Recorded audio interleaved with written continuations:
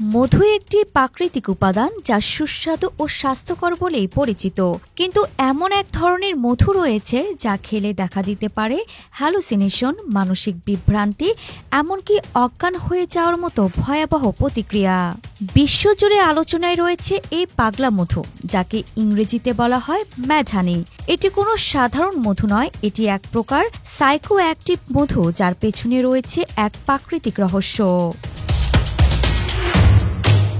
এই মধুটি মূলত তুরস্ক, নেপাল ও হিমালয়ের পার্বত্য অঞ্চলে পাওয়া যায়, বিশেষ করে তুরস্কের কৃষ্ণসাগরীয় উপকূলীয় এলাকা এবং নেপালের গুরুঙ্গ জনগোষ্ঠীর পাহাড়ি অঞ্চলগুলো পাগলা মধুর জন্য বিখ্যাত।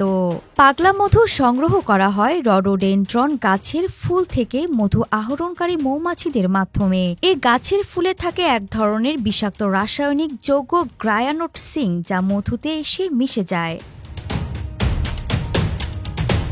পাগলা মধুতে গ্রায়ানোটসিন থাকার কারণে স্নায়ুতন্ত্রে প্রভাব ফেলে এবং মস্তিষ্কের স্বাভাবিক কাজ ব্যাহত করে। ফলে এটি খেলে মাথা ঘোরা, বমি হওয়া, হঠাৎ রক্তচাপ কমে যাওয়া, হৃদস্পন্দে অস্বাভাবিকতা, এমনকি অনেক সময় অজ্ঞান হয়ে যাওয়ার মতো ঘটনা ঘটে। মাত্র 1 থেকে 5 গ্রাম পাগলা মধু খেলেই শরীরে এই সকল প্রতিক্রিয়া শুরু হয়। এর চেয়ে বেশি খেলে জীবনের ঝুঁকিও হতে পারে।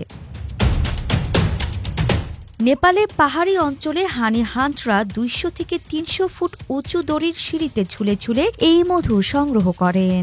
তবে পাগলা মধুর কিছু উপকারিতাও রয়েছে। স্বল্প মাত্রায় এই মধু প্রাচীনকাল থেকে আয়ুর্বেদিক চিকিৎসায় ব্যবহৃত হয়ে আসছে। এটি রক্তচাপ কমানো, যৌন ক্ষমতা বৃদ্ধির জন্য কিছু অঞ্চলে এখনও জনপ্রিয়। তবে বিশেষজ্ঞরা সাধারণ মানুষকে এই মধু খাওয়ার আগে সতর্ক থাকতে পরামর্শ দেন।